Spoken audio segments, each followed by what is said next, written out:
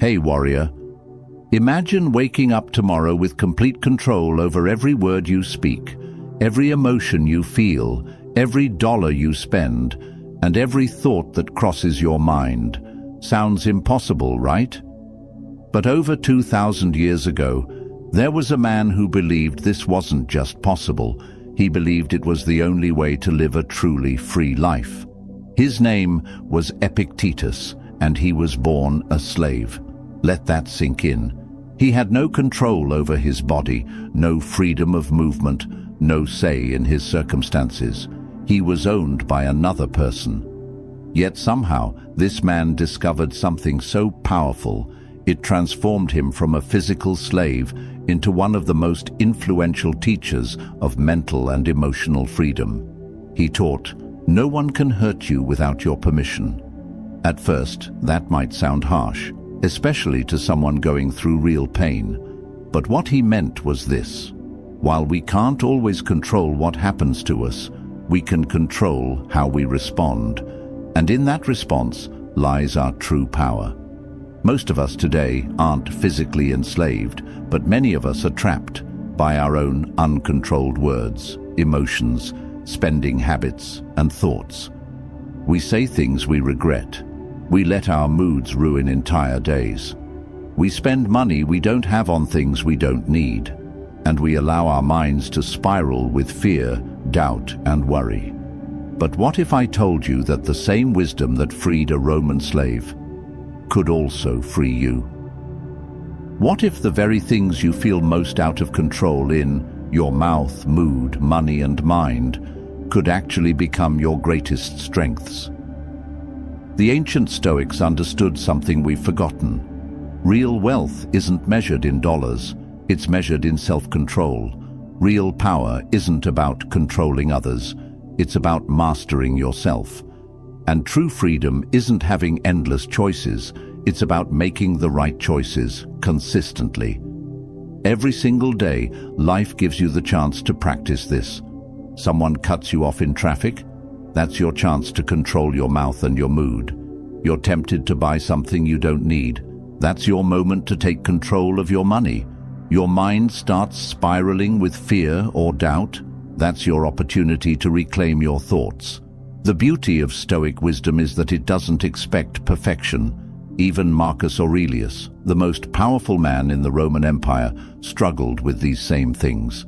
In his journal, he reminded himself daily, "You have power over your mind, not outside events. Realize this, and you will find strength." This isn't about becoming emotionless. It's about becoming so rooted in who you are that external chaos can't shake you. When you control your mouth, you speak with intention, not impulse. When you control your mood, you choose your emotional state instead of being its victim. When you manage your money, it becomes a tool for peace, not a source of stress. And when you master your mind, you become the author of your thoughts, not their prisoner. In the next few minutes, you're going to gain insight into these 4 pillars of personal power. We'll explore ancient wisdom that's more relevant today than ever, and you'll walk away with real tools to start using immediately. But here's the deal. This only works if you commit to it. Each section builds on the one before it, so don't skip ahead. Stay with me through every part, and I promise this could change your life. If you're ready to take back control, hit that like button. Drop a comment telling me which of the 4 M's you struggle with most. And make sure you're subscribed, because this journey to self-mastery is just getting started. Share this with someone who needs it, because real power begins with you. And drop this in the comments: I am the master of my mouth, mood, money, and mind. Number 1. Master your mouth, the gateway to wisdom. There's an old saying, the tongue is a small thing, but what enormous damage it can do. But here's what most people don't realize.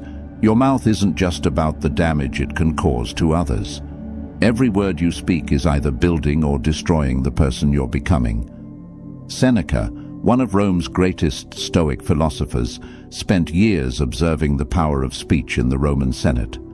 He watched as careers were built and destroyed with single sentences. He saw friendships shattered by careless words and alliances formed through thoughtful communication. But his most profound insight came from watching himself. "Every new beginning comes from some other beginning's end," Seneca wrote. And nowhere is this more true than with our words. Every time you speak, you're ending one version of yourself and beginning another. The question is, are you becoming someone you respect? Think about the last time you said something in anger that you immediately regretted. In that moment, you felt the power of uncontrolled speech. Your words had escaped before your wisdom could catch them. Now imagine if you could reclaim that power. What if every word you spoke was chosen, not just released?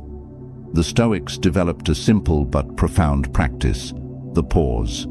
Before speaking, especially in emotional moments, they would pause and ask themselves 3 questions. Is it true? Is it helpful? Is it kind? If the answer to any of these was no, they remained silent. But controlling your mouth isn't just about holding back negative words. It's about the intentional use of positive ones. When you compliment someone genuinely, you're not just making their day better. You're training yourself to notice good in the world. When you speak words of encouragement, you're programming your own mind to look for possibilities rather than problems. Marcus Aurelius wrote in his personal journal, "Be like the rocky headland on which the waves constantly break. It stands firm, and round it the seething waters are laid to rest." Your controlled speech can be that headland for others.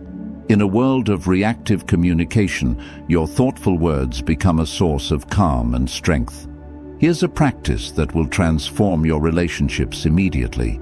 For the next 7 days, before you speak in any emotionally charged situation, take 3 deep breaths. In the first breath, ask yourself what you're feeling. In the second, ask what the other person might be feeling. In the third, ask what words would serve the highest good of everyone involved. The amazing thing about mastering your mouth is that it creates a feedback loop. When you speak with intention, people respond to you differently.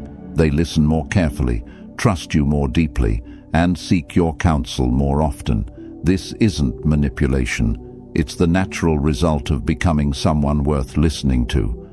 But perhaps the most powerful aspect of mouth mastery is how it affects your relationship with yourself. Every time you keep a promise you made verbally, you're building self-trust. Every time you speak kindly about yourself, you're reshaping your self-image.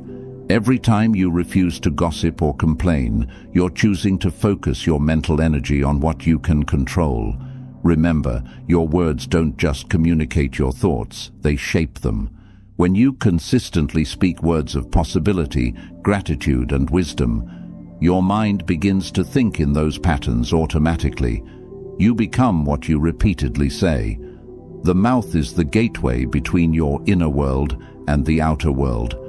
Master this gateway, and you master the flow of energy in both directions. Tomorrow, we'll explore how this same principle applies to your emotional world. Affirm this below and make it your daily reminder. I speak with power, not impulse. Number 2. Master your mood, the inner weather system. Imagine if you woke up every morning and someone else decided what the weather would be inside your mind. Some days they'd choose stormy anger, other days foggy sadness, and occasionally, if you were lucky, they might pick sunny happiness. This is exactly how most people live their emotional lives, completely at the mercy of external circumstances. But here's what changed everything for me, and what the Stoics discovered over 2,000 years ago. You are not the victim of your emotions, you are their creator. Viktor Frankl, a Holocaust survivor and psychologist, spent years in Nazi concentration camps. In the most horrific circumstances imaginable, he made a discovery that echoes ancient Stoic wisdom. Between stimulus and response, there is a space. In that space is our power to choose our response. In our response lies our growth and our freedom. Think about that space. Right now, as you're listening to this, that space exists within you. Between every trigger and your emotional response, there's a moment, sometimes just a split second, where you have complete power to choose. The Stoics called this the discipline of desire. It's not about wanting less, it's about wanting what you have and accepting what you cannot change while working diligently on what you can. When you master this, your mood becomes like a well-tuned instrument that you can play rather than a wild storm that plays you. Here's the truth that might shock you. Your emotions are not facts. They're interpretations. When someone doesn't text you back immediately, the situation is neutral. Your mind creates the story that they're ignoring you, mad at you, or don't care about you. But what if you created a different story? What if they're busy, their phone died, or they're planning something special for you? Marcus Aurelius practiced this daily. He wrote, "You have power over your mind, not outside events. Realize this, and you will find strength." Every morning, he would remind himself that the day would bring challenges, difficult people, and unexpected events. But instead of dreading these, he saw them as opportunities to practice emotional mastery. Try this powerful exercise right now. Think of something that's been bothering you lately. Now ask yourself, what story am I telling myself about this situation? Then ask, what's another way I could interpret this? And finally, which interpretation serves my highest good? The magic happens when you realize that you've been the author of your emotional experience all along. You just didn't know you were writing the story. But mood mastery isn't about toxic positivity or pretending everything is fine. It's about choosing responses that empower you rather than drain you. When you feel anger, instead of suppressing it or letting it explode, you can use it as fuel for positive change. When you feel sadness, instead of drowning in it, you can let it connect you to your humanity and compassion for others. The Stoics had a beautiful practice called evening reflection. Each night, they would review their day and ask, what emotions did I experience today? Which ones served me? Which ones controlled me? How can I respond better tomorrow? Here's what happens when you start practicing mood mastery. You stop being afraid of your emotions because you know you can handle them. You stop avoiding difficult situations because you trust your ability to navigate them emotionally. You become the calm center in other people's storms, which makes you incredibly valuable in relationships and work. Remember, every emotion you feel is information, not instruction. Anger tells you something matters to you. Fear tells you to pay attention. Sadness tells you you've lost something valuable. But none of these emotions get to make your decisions for you. Your mood is your inner weather system, and just like a skilled meteorologist, you can learn to predict, prepare for, and even influence the weather in your mind. Type this below if you're ready to take control of your emotional world. I control my emotions. They don't control me. Number 3. Master your money, the tool of freedom. Money reveals who you are more than almost anything else in life. It's not just currency, it's crystallized energy, time, and choices. And how you handle it determines whether you live as a free person or as a slave to your own desires. Seneca was one of the wealthiest men in Rome, yet he wrote, "It is not the man who has too little, but the man who craves more, who is poor." This wasn't theoretical philosophy for him. He lived it. Despite his immense wealth, he regularly practiced voluntary discomfort, sleeping on the floor and eating simple meals, to remind himself that his happiness didn't depend on luxury. Here's the brutal truth most people don't want to hear. If you can't control your spending, you can't control your life. Every purchase you make is either moving you toward freedom or toward slavery. There's no neutral ground. But money mastery isn't about being cheap or depriving yourself of joy. It's about aligning your spending with your values and using money as a tool rather than letting it use you. When you buy something because you're sad, bored, or trying to impress others, money is using you.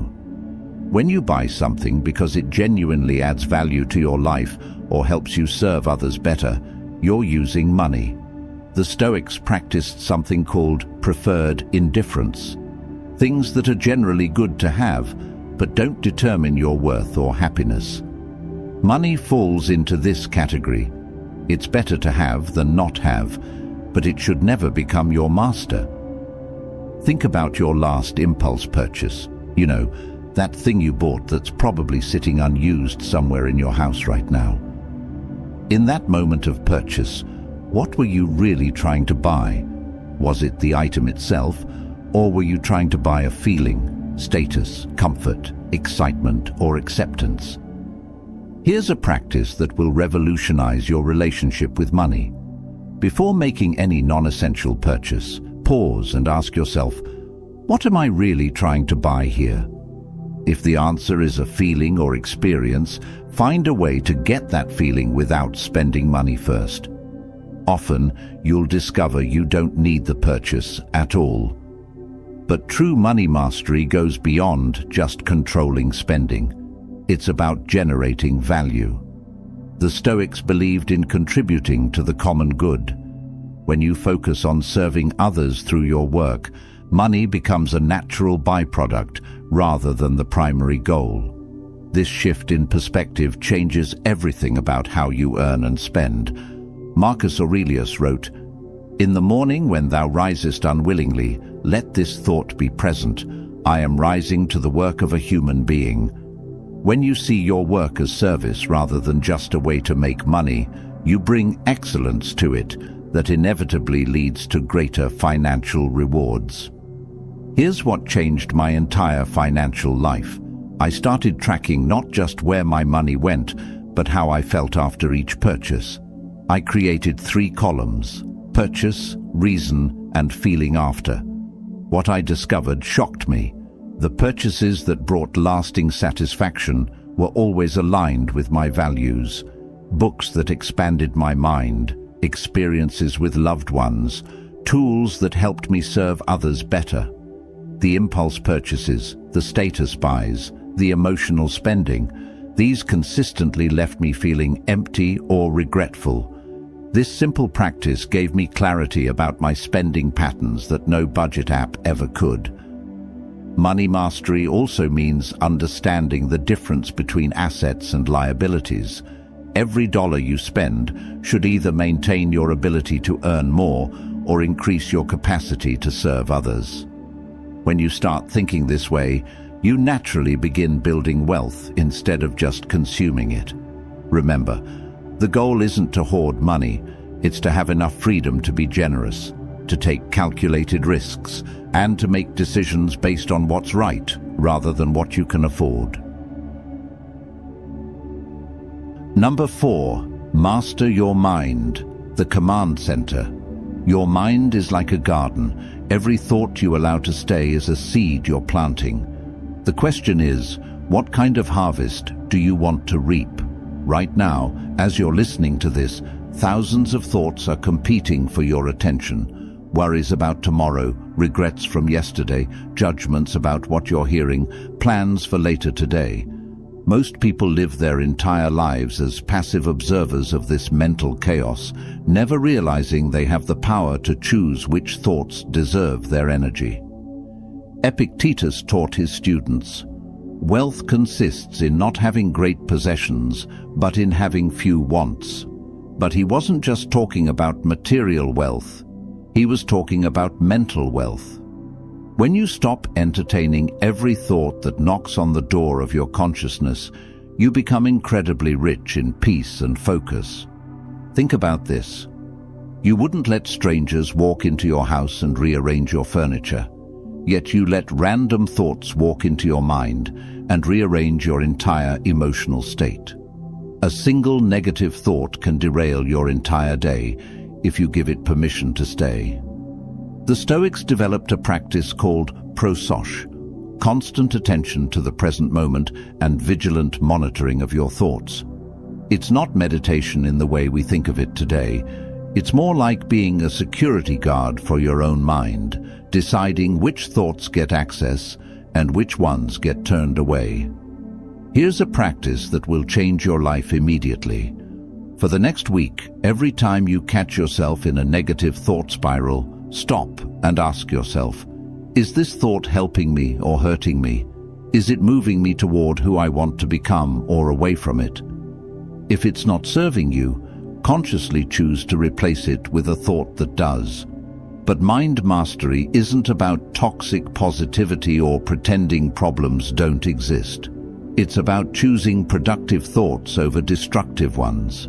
Instead of thinking, this is terrible and there's nothing I can do, you think, this is challenging and I need to find the best way forward.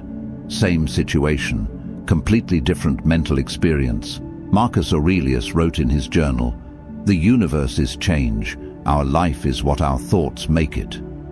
He understood that while he couldn't control the Roman Empire's enemies, the political intrigue, or even his own mortality, he had absolute sovereignty over his mental kingdom.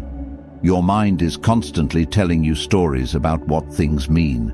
Someone doesn't smile at you, and your mind creates a story about rejection. Traffic is heavy, and your mind creates a story about being late and everything going wrong. Your boss asks to see you, and your mind creates a story about being in trouble. But here's the power. You can rewrite these stories in real time. That person who didn't smile might be dealing with their own struggles. Heavy traffic is an opportunity to practice patience or listen to something educational. Your boss wanting to see you might be good news. The ancient Stoics had a concept called the discipline of judgment, the practice of separating facts from the stories we tell ourselves about those facts. A fact is, it's raining. A story is, this rain is ruining my day.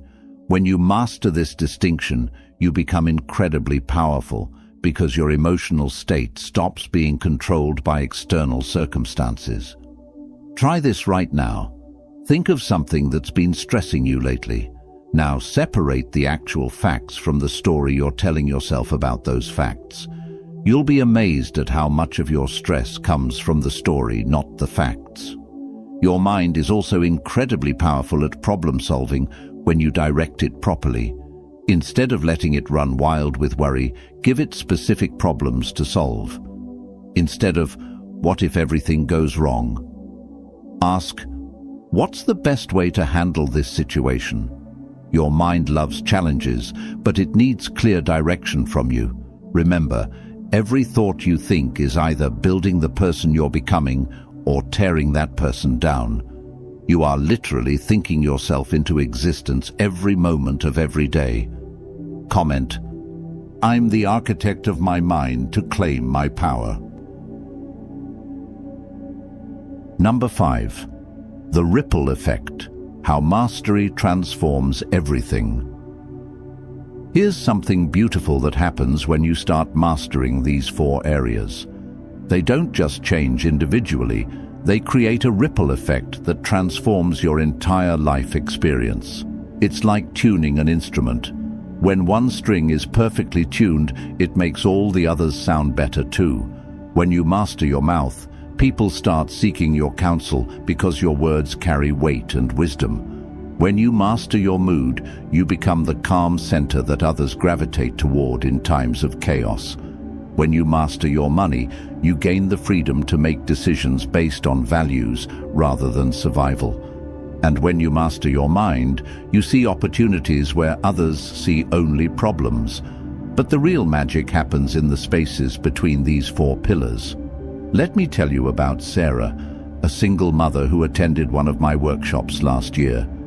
She came feeling completely overwhelmed, struggling with debt, constantly snapping at her children, worried sick about the future, and trapped in negative thought patterns that kept her awake at night.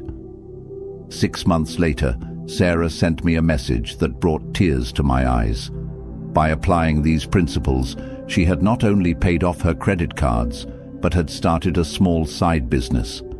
Her relationship with her children had completely transformed because she learned to speak from love rather than frustration. But most importantly, she said she felt like herself again, calm, confident, and in control. The beautiful thing about Stoic wisdom is that it creates what psychologists call an upward spiral. Each small victory in one area gives you confidence to tackle challenges in another area. When you successfully control your words in a heated moment, you prove to yourself that you can control your emotions too. When you resist an impulse purchase, you strengthen the same mental muscle that helps you resist negative thoughts. Aristotle said, "We are what we repeatedly do." Excellence, then, is not an act, but a habit. The Stoics took this further. They understood that mastery in these 4 areas creates a compound effect. Each day of practice doesn't just make that day better, it makes every future day easier. Think about the person you were 6 months ago. What were you struggling with then? Now imagine the person you could become 6 months from now if you consistently applied these principles. The gap between who you are and who you could be isn't as wide as you think. It's just a series of small daily choices. Here's what I want you to understand. You don't have to be perfect at all 4 areas simultaneously. In fact, trying to do that often leads to frustration and giving up. Instead, pick one area that resonates most with you right now and focus on that for the next 30 days. Let mastery in that area naturally influence the others. The Stoics believed in something called sympathia, the interconnectedness of all things. Your inner work doesn't just benefit you, it benefits everyone around you. When you become more controlled in your speech, you reduce conflict in your relationships. When you manage your emotions better, you create a more peaceful environment for your family. When you handle money wisely, you model financial responsibility for your children. When you direct your thoughts constructively, you become a source of solutions rather than problems. But perhaps the most profound ripple effect is how mastery changes your relationship with difficulty itself. Instead of seeing challenges as things that happen to you, you start seeing them as opportunities to practice your mastery. Every difficult conversation becomes a chance to practice mouth control. Every stressful situation becomes an opportunity for mood mastery. Every financial decision becomes practice for money wisdom. Every worry becomes a chance to redirect your mental energy.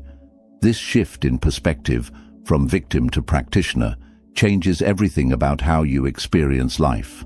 Comment below if you're ready to turn every challenge into strength. Every challenge is my chance to grow stronger. We started this journey with Epictetus, a man who transformed from physical slave to spiritual teacher. His secret wasn't changing his circumstances, it was mastering himself within those circumstances. Today, you have the same choice he made over 2,000 years ago. You now understand that true freedom isn't about having unlimited choices. It's about making the right choices consistently. You've learned that your mouth, mood, money, and mind aren't separate areas of life. They're interconnected pillars that either support your growth or undermine it. But here's what I want you to remember most. This isn't about becoming perfect. It's about becoming intentional. Every time you pause before speaking, you're practicing mouth mastery. Every time you choose your response to a challenging emotion, you're developing mood mastery. Every time you align your spending with your values, you're building money wisdom. Every time you redirect a negative thought, you're strengthening your mental sovereignty. The ancient Stoics faced wars, plagues, political upheaval, and personal tragedies. They didn't have easy lives, but they had something better. They had unshakable inner strength that came from mastering these 4 fundamental areas. That same strength is available to you. Your transformation starts with a single decision. The decision to take responsibility for your inner world. Not because life is fair, it isn't. Not because it's easy, it won't be. But because you deserve to live as the master of your own experience, rather than as a victim of circumstances. 6 months from now, you'll either be the same person with the same struggles, or you'll be someone who has learned to navigate life with wisdom, intention, and inner strength. The choice is entirely yours, and the time to make it is right now. Remember Epictetus's words, "No one can hurt you without your permission." Today, you withdraw that permission. Today, you begin the journey from reaction to response, from chaos to control, from slavery to freedom.